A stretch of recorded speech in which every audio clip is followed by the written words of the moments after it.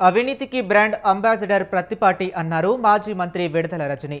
కేంద్ర నిధులతో Chilakaluripet bypass sanction అయితే ఎమ్మెల్యే ప్రత్తిపాటి చేసినట్లు చెప్తున్నారు. చిలకలూరిపేటలో బాబు ష్యూరిటీ మోసం గ్యారంటీ కార్యక్రమానికి హాజరయ్యారు. బైపాస్ శాంక్షన్ అయింది వైసీపీ ప్రభుత్వం ఉన్నప్పుడు అని చెప్పారు. రైతుల దగ్గర ల్యాండ్ కోసం జగన్ ప్రభుత్వం డబ్బులు చెల్లించిందని, కూటమి సర్కార్ కాదని విమర్శించారు. అలాంటప్పుడు ఇక్కడ గెలిచినటువంటి ఈ ఎమ్మెల్యే ఈయన అరాచకాలు ఎవరికి తెలియవండి? అవినీతికి బ్రాండ్ అంబాసిడర్ ఎవరు? అవినీతికి బ్రాండ్ అంబాసిడర్ ఈ ఘనపాటి పత్తిపాటి.